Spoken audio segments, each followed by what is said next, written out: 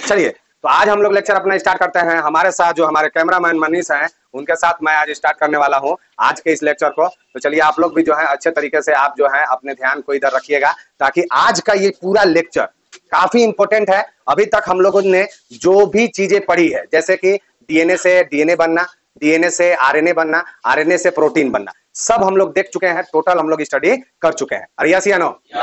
चलिए, तो अब उसी को हम लोग क्या करने वाले हैं स्टूडेंट, कि अब उसी को हम लोग आगे बढ़ाएंगे और ये बात को समझेंगे कि आज के लेक्चर में हम लोग क्या बेसिकली समझने वाले हैं। देखिए, इसका टॉपिक ही है रेगुलेशन ऑफ जीन एक्सप्रेशन, यानी कि जीन को एक्सप्रेस होने के लिए उसके लिए एक रेगुलेशन सिस्टम मौजूद होता है पूरे हमारे सेल के अंदर। फॉर एग्जांपल, आप एकदम सिंपल भाषा में समझिए कि मान लेते हैं कि सपोज हमारे बॉडी के अंदर सब अलग अलग ऑर्गन अलग अलग सेल से मिलकर बने हुए हैं। अरे यस या नो?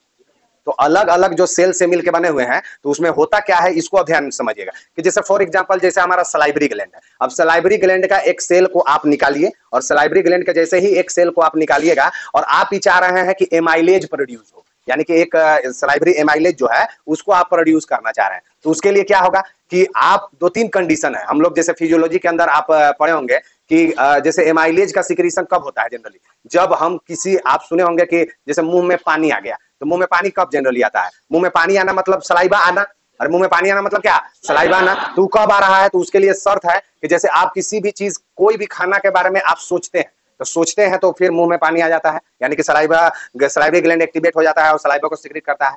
उसी तरह से फिर आप देखिएगा कि खाना के बारे में सूंघ लिए, उसका खाना को जब आप सूंघ लीजिएगा तब पर भी आ जाता है। फिर इसके बाद आप खा लिए, मुंह में डाल दिए कोई भी चीज, तब जब चबाने लगे तब सलाइवा हमारा मुंह में सिक्रीट होना चालू होता है।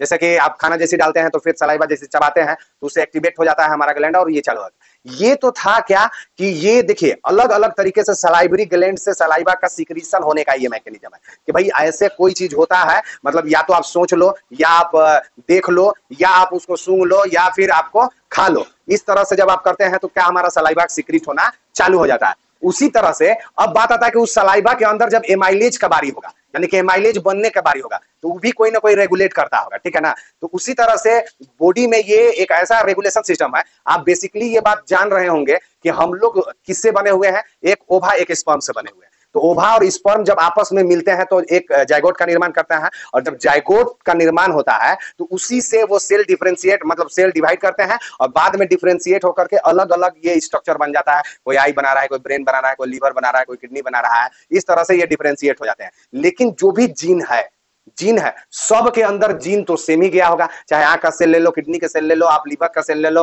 हार्ट का सेल ले लो, या व्हाटएवर बॉडी के अंदर जो भी सेल ले लो, उसके सेल के अंदर से जो डीएनए निकालोगे सब के अंदर सीक्वेंसिंग है। लेकिन आंख के लिए, आंख का जो सेल है उसका अलग काम है। उसी तरह से आप अभी हम बोले कि सलाइवरी ग्लैंड के अंदर जो सेल है, या फिर आप ये समझिए कि कोई ऐसा ग्लैंड है जैसे एड्रिनल ग्लैंड है, किडनी के ऊपर जो पाया जाता है, उसके अंदर से हार्मोन्स निकलते हैं। उसके अंदर से क्या निकलते हैं? हार्मोन। अब ये हार्मोन्स वहां से निकल रहा है ग्लैंड से, सलाइवरी ग्लैंड से एंजाइम निकल रहा है जो डाइजेशन में मदद करेगा। एक ग्लैंड और दूसरे ग्लैंड से क्या निकल रहा है? हार्मोन निकल रहा है। तो देखिए, ग्लैंड दोनों है, लेकिन दोनों के अंदर जीन का कंपोजिशन सेम है, लेकिन एक क्या निकाल रहा है? एक हार्मोन को प्रोड्यूस कर रहा है, एक एंजाइम को प्रोड्यूस कर रहा है। उसी तरह से बॉडी के अंदर फंक्शन भी देखिए, कोई देखने में काम आ रहा है, कोई सुनने में काम आ रहा है, कोई सोचने में, कोई मेमोरी को स्टोर करके रखने में काम आ रहा है। लेकिन सबका सेल के अंदर का कंपोजिशन देखिएगा तो बिल्कुल क्या मिलता है आपको? सेम टू सेम मिलता है। यस या नो?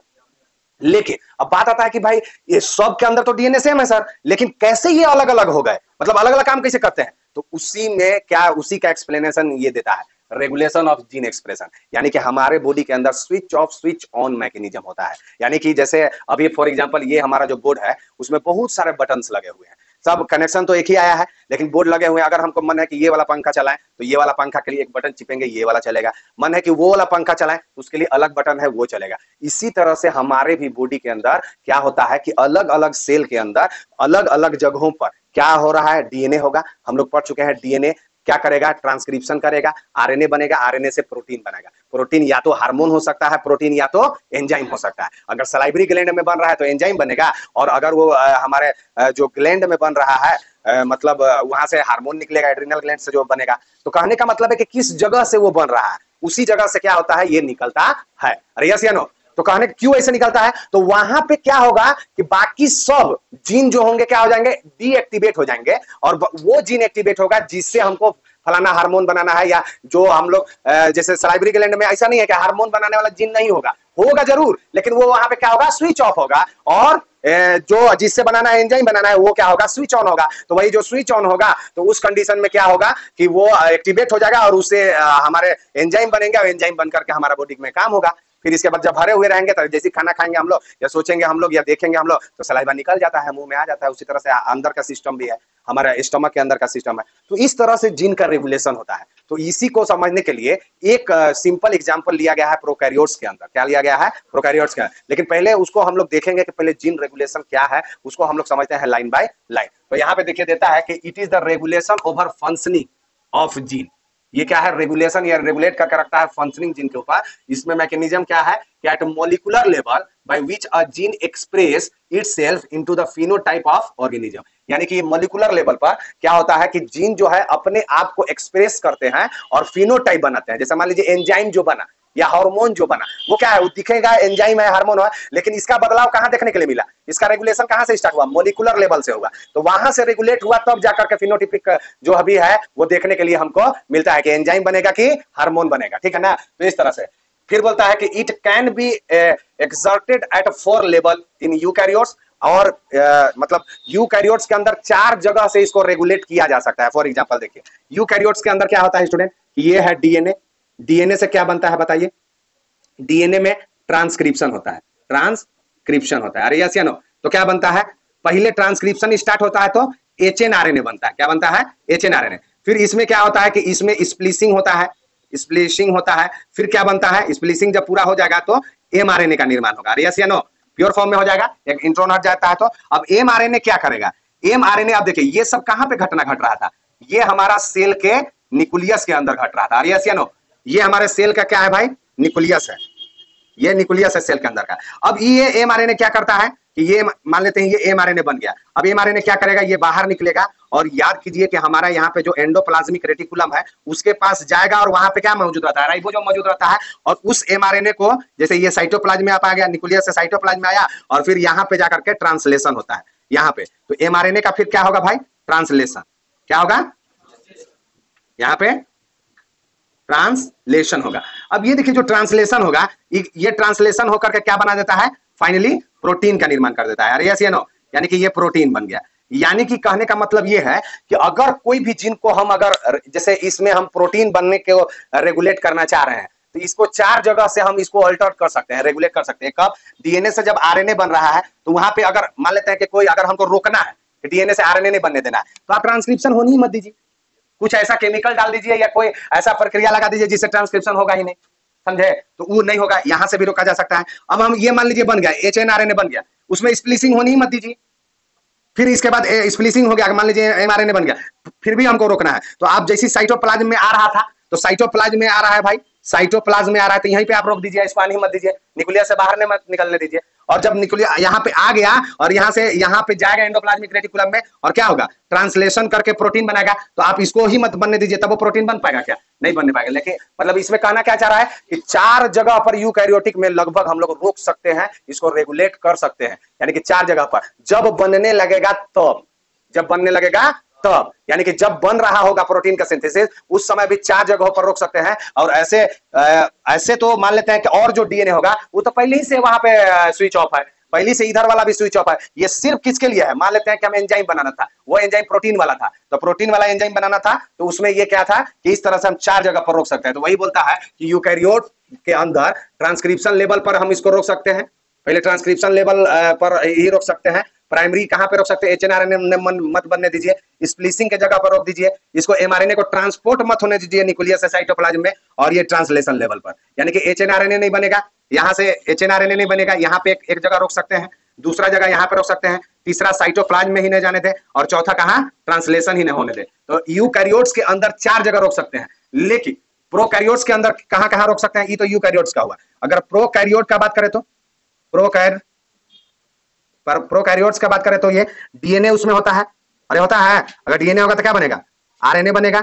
ऐसे तो आरएनए से डीएनए बनता है मैक्सिमम में, और फिर इस तरह से आरएनए बनता है, और आरएनए से क्या बनता है, प्रोटीन, उसमें डायरेक्ट मैकेनिज्म है, अरे यस या नो। तो आप 2 ही जगह पर वहां पे रोक सकते हैं, एक तो ट्रांसक्रिप्शन लेवल पर, अरे यहाँ पे रोक सकते हैं कि नहीं, ट्रांसक्रिप्शन लेवल पर, और दूसरा ट्रांसलेशन लेवल पर। यानी कि इसको मत बनने दीजिए तो आरएनए नहीं बनेगा, और ई नहीं बनेगा तो आगे नहीं होगा। अगर ये बन भी गया तो इसको मत बनने दीजिए तो प्रोटीन का निर्माण नहीं होगा। तो वहां पे 2 लेवल पर रोक सकते हैं, लेकिन हम लोगों के यहाँ कितने रोक सकते हैं?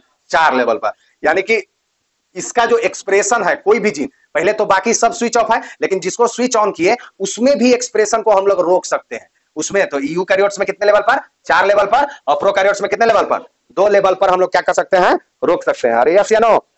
तो अब जो है, अब आगे बढ़ते हैं। अब ये देखते हैं कि एक छोटा एग्जांपल लिया हुआ है, मतलब जो इंपॉर्टेंट है, एनसीईआरटी में भी दिया हुआ है। किसका एग्जांपल लिया है? एक बैक्टीरिया के लिया है कि भाई इसको हम लोग समझते हैं कि कैसे ये मैकेनिज्म परफॉर्म होता है। इस मैकेनिज्म को समझने के लिए एक कॉन्सेप्ट है लैक ऑपरोन का। किसका कॉन्सेप्ट है? लैक ऑपरोन का, जो बैक्टीरिया के अंदर देखने के लिए मिलता है और उसको आसानी से हम लोग समझ सकते हैं। तो जब बैक्टीरिया के अंदर समझ जाएंगे तो यूकैरियोट के अंदर भी आराम से समझ में आ जाएगा। यस या नो? तो चलिए यहाँ पे हम लोग देखते हैं, ये बोलता है कि एक लैक ऑपरोन का जो है 2 साइंटिस्ट है, एक जैकब और दूसरा कौन थे?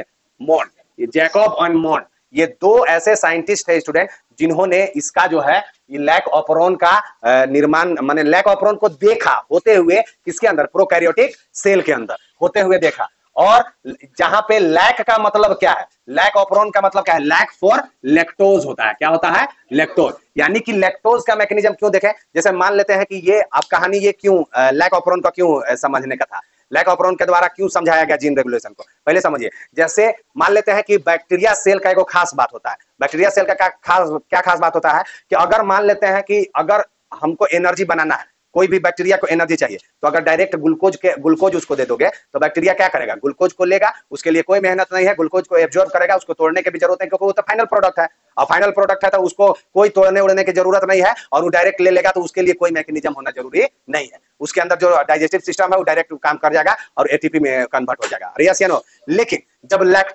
लैक्टोज पहले क्या होता है? लैक्टोज भी एक ग्लूकोज का ही तरह मॉलिक्यूल है। अब वो लैक्टोज पहले किसमें होता है? लैक्टोज टूटेगा तब जाके ग्लूकोज बनता है।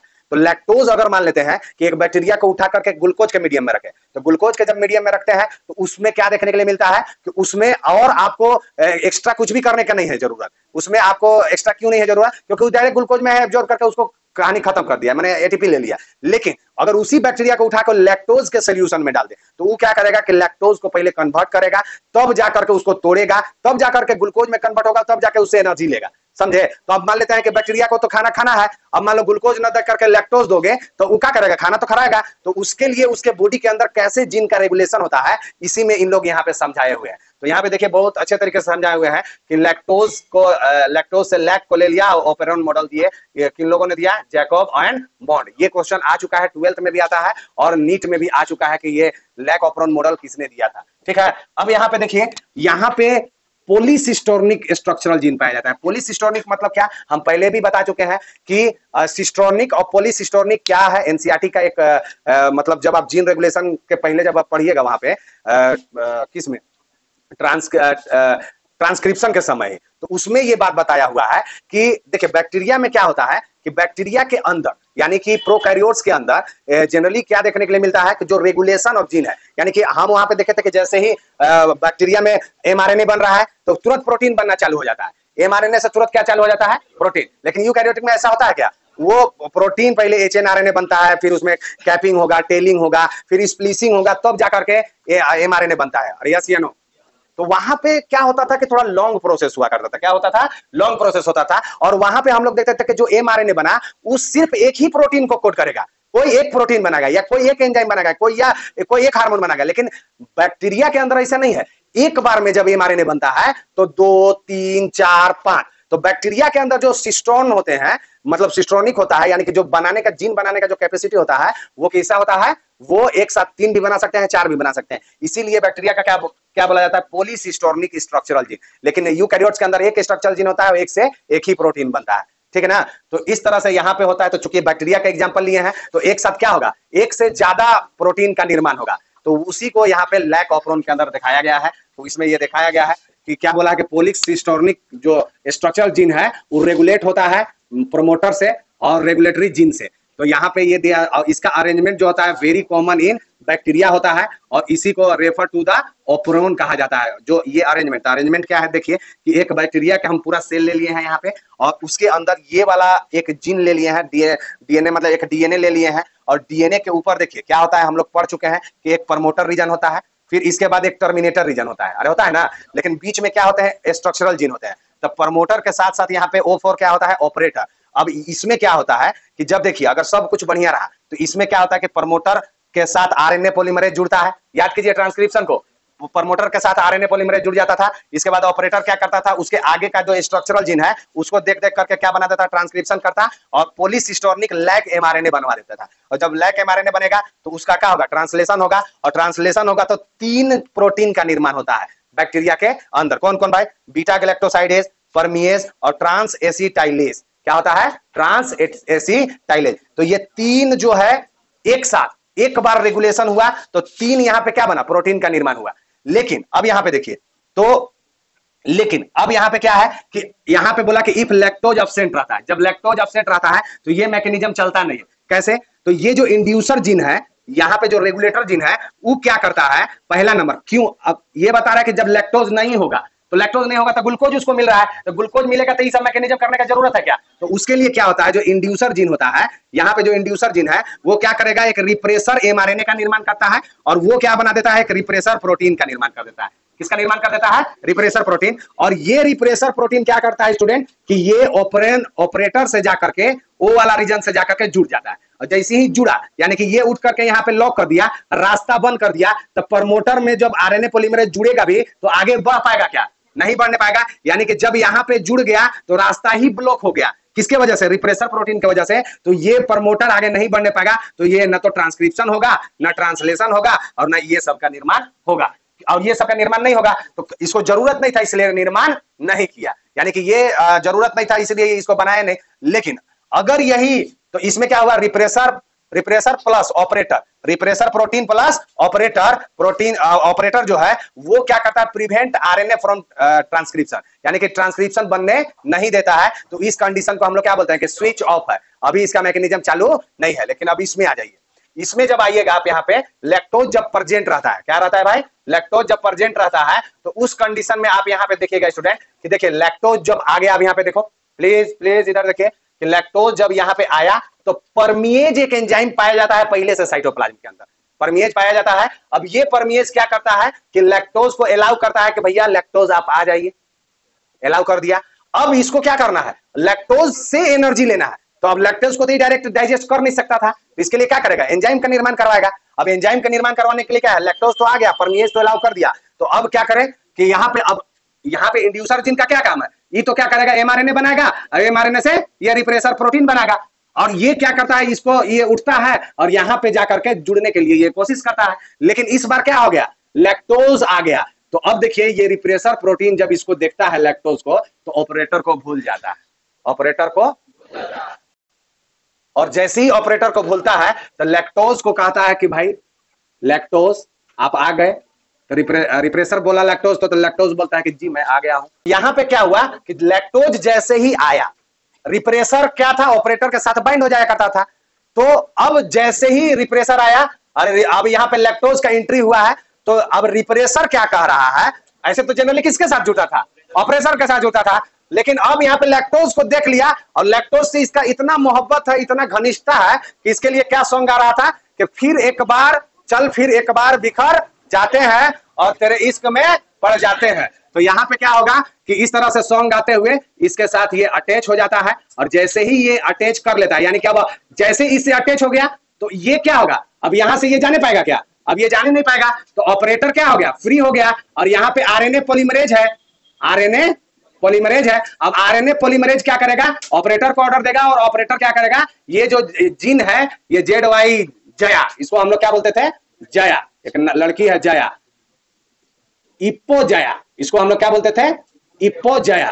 तो इप्पो जो जया है उसको ये ऑर्डर दे देता है, और वो क्या करेगा, एमआरएनए बनाएगा, और एमआरएनए से वही तीनों के तीनों जो है ये प्रोटीन का मतलब जो एंजाइम था उसका निर्माण हो गया। और उसका निर्माण हुआ तो इसमें जो परमिएज है, ये परमिएज है, और ये बीटा गैलेक्टोसाइडेज है, और ये क्या है यहाँ पे ट्रांस एसिटाइलेज। तो ये जो परमिएज है और यहां से निकल करके यहाँ पे और आ जाता है और लैक्टोज को बार बार एंट्री करवाता है और लैक्टोज आएगा, इस तरह से और बाइंड होगा और ये बाइंड होगा तो ऑपरेटर को ये जो रिप्रेसर प्रोटीन है बाइंड नहीं होने पाएगा और ये एमआरएनए चलता रहेगा और बीटा गैलेक्टोसाइडेज और ये दोनों मिल करके उसके आगे का जो डाइजेशन है उस प्रक्रिया को वो चालू रखते हैं और उस तरह से इसको फिर तोड़ करके और उससे ग्लूकोज प्राप्त करके उससे उसको क्या मिल जाता है, एनर्जी मिल जाता है। तो जब इसको जरूरत पड़ा तो देखिए ये इसको क्या बोलते हैं कि रिप्रेसर प्रोटीन प्लस लैक्टोज या एलो लैक्टोज भी इसको कहा जाता है। ये इंड्यूसर है, ये इंड्यूस कर देता है किसको, रिप्रेसर प्रोटीन को, जब ये आ जाता है सामने। समझ में आ रहा है ना, जब ये आ जाता है सामने तो नहीं देखे गाना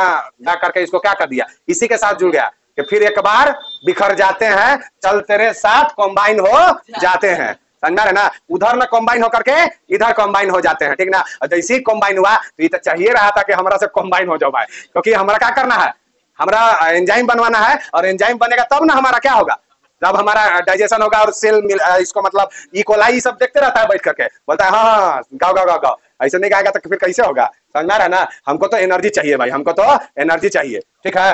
ट्रांसक्रिप्शन है, अब यहाँ पे क्या हो जाएगा, स्विच ऑन हो जाएगा, क्या हो जाएगा, स्विच ऑन हो जाएगा। तो इस ऑफ था, इंड्यूसर आया यानी कि लैक्टोज आया तो ऑन हो गया और ऑन होकर के इस तरह से काम चल जाता है।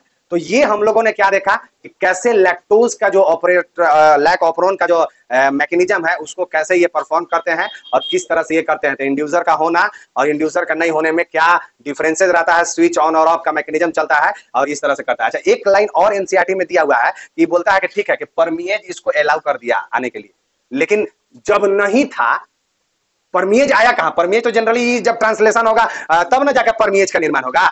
तो उसमें एनसीईआरटी लिखता है कि some amount of permease are available in a cell, पहले से ही पाया जाता है, कहीं ना कहीं और से सीक्रेट ये हो जाता है और पहले से पाया जाता है, इसलिए ये होता है।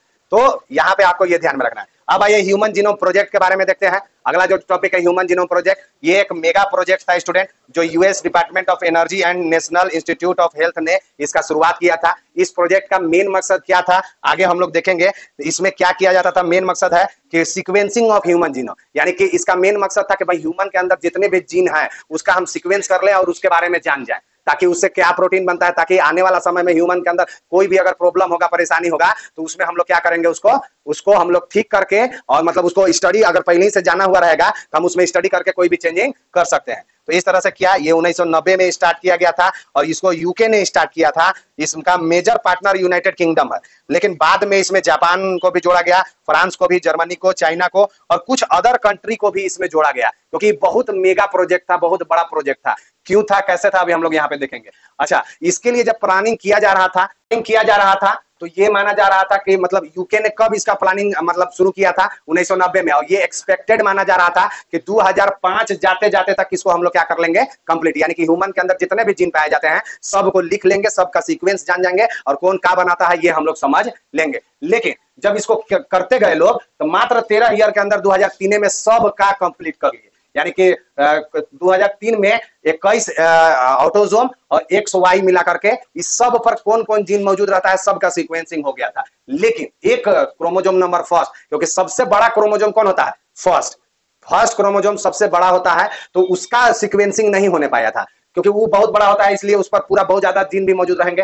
तो लास्ट इसका जो है क्रोमोजोम फर्स्ट पर भी 3 साल और लगे, यानी कि मई 2006 में भी इसका जो जीन इसके ऊपर मौजूद था उसका भी सीक्वेंसिंग पूरा कर लिया गया, तो ये कंप्लीट हो गया। तो फिर अब बात आता है कि इसको क्यों मेगा प्रोजेक्ट कहा जाता है, why human genome project is mega project. तो इसको समझने के लिए स्टूडेंट हम लोग नेक्स्ट लेक्चर में चलेंगे और मिलते हैं नेक्स्ट लेक्चर में, तब तक के लिए थैंक यू।